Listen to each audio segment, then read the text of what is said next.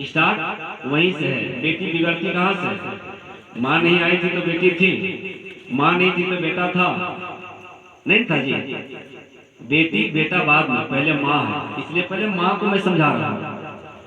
वो आप लोग जो कमेटी चलाते हो ना, उसमें जो बढ़ा करके पैसा लिया जाता है, उदाहरण में देता हूँ, एग्जाम्पल में देता हूँ। आप लोग 100 रुपया या 500 रुपया मंथली चलाते हो, किसी माँ को किसी खातून को जरूरत पड़ी, आप ले लेते हो, बदले में लेते क्या? ईमानदारी से बताइएगा। आप उतनी ही रकम नहीं लेते हो जितनी आपने दिया था, बल्कि आप उसमें बढ़ा करके लेते हो। और बात आप तो शर्त लगाई जाती है कि अगर आप लोग 1 महीना में 2 महीना में घुमाइएगा तो 1 महीना रखिएगा तो उसमें कितना बढ़ा करके देना होगा। मैं आपको बताना चाहता हूँ, मेरी माँ बहन आप सुन लें, ये जो बढ़ा करके आप ले रहे हैं ये आपके लिए हराम है, हराम है, हराम। पहले जो आपने जमा किया था वो हलाल पैसा था, आपने हलाल को हराम में कैसे तब्दील किया?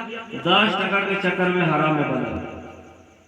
बहुत बड़ी रकम नहीं आती उससे वापस, 10 रुपये के चक्कर में।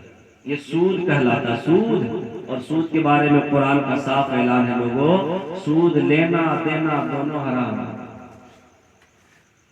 इसलिए उससे बचें। तो वो भी एक मजलिस होती है, वो भी एक महफिल होती है। तो वो महफिल और इस महफिल में फर्क है। एक महफिल वो भी होती है, मियाँ बीवी का झगड़ा हो गया, सास बहू का झगड़ा हो गया, सदर और सेक्रेटरी को बुलाओ, खजांची को बुलाओ, लोगों को बुलाओ, गांव में बैठ गए, पुतों से उसको पूछो, हाँ अरे सास से काहे लड़ाई की? तो हमको ऐसे ऐसे बोल रहे थे, हम भी बोल दिए। बहुत कमाल करती, वो एक गाली दी तुम बदले में 10 गाली दे दी, बहुत कमाल करती। मैं आपको बता दूं, मेरे मुस्तफा की जिंदगी है, मेरे नबी की सीरत को अपना लो, यहाँ भी कामयाब रहोगे, वहाँ भी कामयाब रहोगे।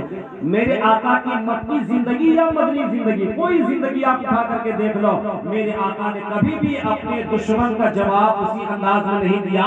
गाली का जवाब मेरे नबी ने गाली से नहीं दिया। आप किस नबी का कलमा पढ़ते हो? अरे आपने उसी नबी का कलमा पढ़ा है जिस नबी ने कभी अपने दुश्मनों के लिए भी बद्दुआ नहीं फरमाई। और हम उसी नबी के कलमा पढ़ने वाले, चाहे मर्द हो या औरत हो, एक गाली कोई देगा तो बदले में 10 गाली देगा।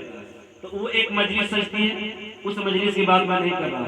ये मजलिस जहां हम और आप बैठे हुए हैं, मुलाजा फरमा ले, मेरे नबी फरमाते हैं, ओ मेरे मानने वालों सुनो सुनो, ऐसी महफिल जहां पर अल्लाह और रसूलुल्लाह का तज़किरा हो रहा होता है, या नबी अल्लाह मलाइका आते हैं, हाँ हाँ मेरे नबी फरमाते हैं, ऐसी मजलिसों की तलाश और जुस्तजू में वो मलाइका घूमते हैं। जब ऐसी महफिलें पा जाते हैं, हदीस शरीफ के अल्फाज है, फ़इज़ा वजदू मजलिसन फ़ीहि ज़िक्रुन, नबी फरमाते हैं जब ऐसी महफिलें उन्हें मिल जाती है, वो मलाइका जो आसमान से आए होते हैं वो आते हैं, और जिस महफिल में अल्लाह रसूल का तज़किरा हो रहा होता है, सभी फरिश्ते आकर के महफिल में बैठ जाते हैं।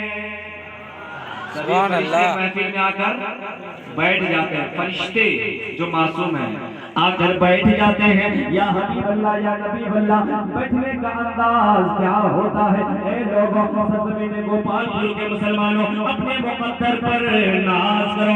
नबी फरमाते हैं वो मलाइका जो आते हैं वो महफिल में बैठ जाते हैं। वहफ़ा बअदहुम बअदन बिअजनतिहिम, वो मलाइका जो आए होते अल्लाह ने जो उन्हें रहमत का पर अता फरमाया है, जितने लोग महफिल में बैठे होते हैं वो मलाइका सभी को अपनी रहमत के परों से ढांप लेते हैं। ये अभी तो शामियाना आपने नहीं लगाया ना, जब शामियाना लगा दी जाए तो शबनम गिरेगी तो आपको ऊपर आएगी? नहीं आएगी। रहमत के पर आपके ऊपर, आपका सर फरिश्तों का रहमत का पर, जिसके ऊपर रहमत का पर पड़ जाएगा, मैं समझता हूँ मेरा ईमान और अकीदा भी बोलता है कि अगर अल्लाह के फरिश्तों के वो रहमत वाला पर अगर आपके ऊपर पड़ गया है तो आपकी मुसीबत दूर हो जाएगी, जिस्म की बीमारी खत्म हो जाएगी। सुभान अल्लाह। मेरे नबी फरमाते हैं वो मलाइका जो आए होते हैं रहमत के परों से सबों को ढांप लेते हैं। या नबी अल्लाह किस अंदाज में ढांपते हैं? मेरे नबी फरमाते हैं हत्ता यमलउ मा बैनहु व बैन समाई दुनिया, इस अंदाज में ढांप लेते हैं कि ज़मीन और आसमान को वो भर देते हैं। या रसूलुल्लाह रहते कब तक है? आका फरमाते हैं जब तक महफिल चलती रहती है, अल्लाह और रसूल का तज़किरा होता रहता है, मलाइका बैठे होते हैं। जब महफिल खत्म होती है लोग अपने अपने घरों को चले जाते हैं, ये मलाइका वापस जाते हैं, रब की बारगाह में जाते हैं। अल्लाह ताला पूछता है ओ मलाइका ये बता दे तुम कहां से आ रहे हो। हालांकि अल्लाह को ये बात मालूम है, लेकिन फिर भी रब पूछता है। मैं आपके ईमान की सफाई के लिए, आपके ईमान की मजबूती के लिए मैं बात बता देता हूँ। कुछ लोग हैं जो नबी के इल्म गैब पर एतराज करते हैं, कुछ रिवायतों को सुन करके कहते हैं कि अगर नबी को पता था तो पूछा क्यों, जब नबी को मालूम था तो फिर आपने ऐसा क्यों कहा। जैसे हजरत आयशा का हार गुम हो गया था, तो कुछ लोगों ने कहा देखे ये मोहम्मद है जो कहते हैं नबी है, नबूवत का दावा करते हैं, तो गैर का इल्म नहीं है। उम्मुल मोमिनीन हजरत आयशा का हार गुम हो गया, लोगों को परेशान करवाया, अपने ढूंढ रहे हैं इधर उधर, सब परेशान। अबू बकर, उमर जो है, अबू तलहा, सब जितने साहबी सब परेशान है। अगर नबी को इल्म गैब था तो हुजूर ने बता क्यों नहीं दिया कि ऊंट के नीचे ही हार पड़ा हुआ। एतराज किया। तो अगर हुजूर बता देते, अगर बता देते तो फिर वो वजू वाली आयत,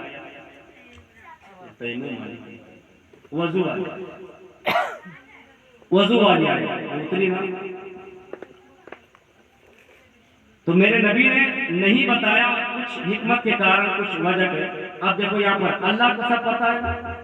हजरत मूसा अलैहिस्सलाम को आसा दिया था, फरमाया मा तिलका बियमीनिक या मूसा, ए मूसा बता ना ये जो तेरे हाथ में जो है क्या है।